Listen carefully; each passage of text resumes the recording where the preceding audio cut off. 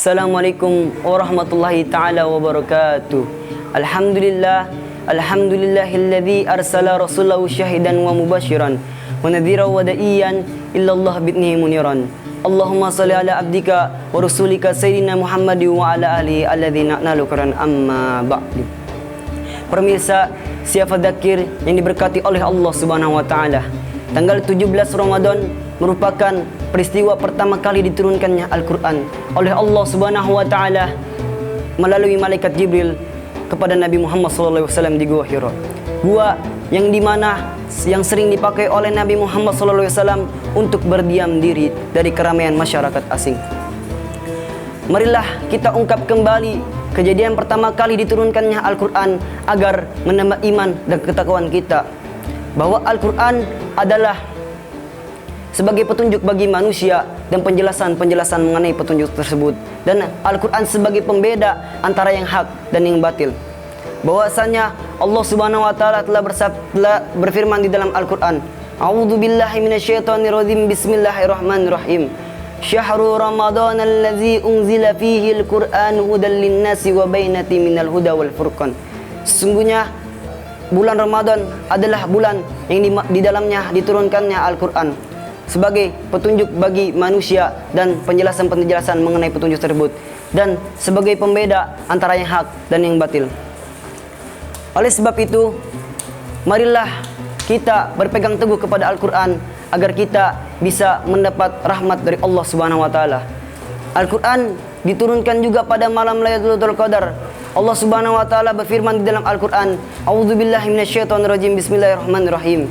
Inna anzalnahu fil lailatul qadr. Sungguhnya telah kami turunkan Al-Quran pada malam Lailatul Qadar. Malam Lailatul Qadar adalah malam di mana kita bisa beribadah dan pahala kita lebih baik daripada 1000 bulan. Al-Quran pertama kali diturunkan ketika Nabi Muhammad SAW berumur 40 tahun. Dan kejadian yang baru pertama kali dialami oleh beliau tersebut sangat menguncangkan hati beliau. Sehingga selepas pulangnya beliau dari Gua Hira, beliau meminta diselimuti oleh istrinya yang bernama Khadijah.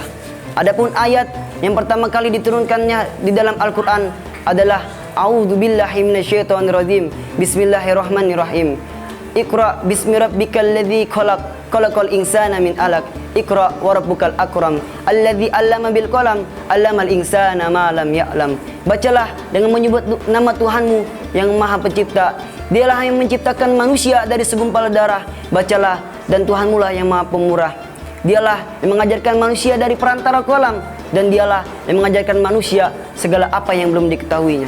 Dengan turunnya ayat ini, Rasulullah SAW telah resmi diangkat menjadi Nabi dan Rasul.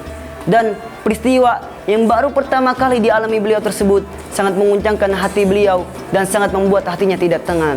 Oleh sebab itu, Siti Khadijah menceritakan kejadian ini kepada pamannya yang bernama Waraqah bin Nawfal yang ahli kitab Injil.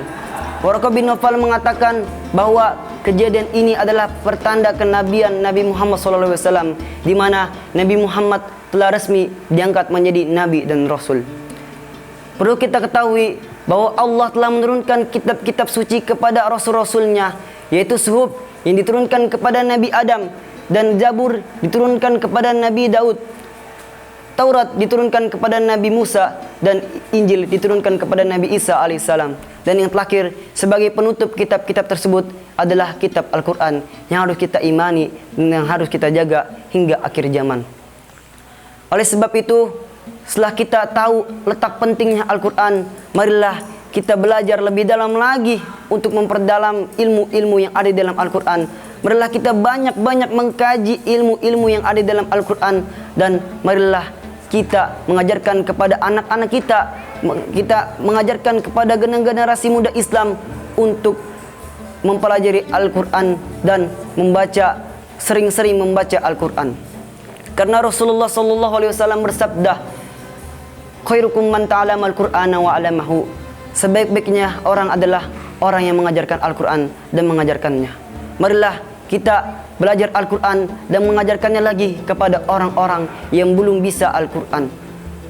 Akhirnya, marilah kita berpegang teguh kepada Al-Quran, karena berkat Al-Quranlah kita bisa mendapat syafaat di akhir zaman dan berkat Al-Quran lah kita bisa mendapatkan rahmat yang berlimpah dari Allah Subhanahu wa taala.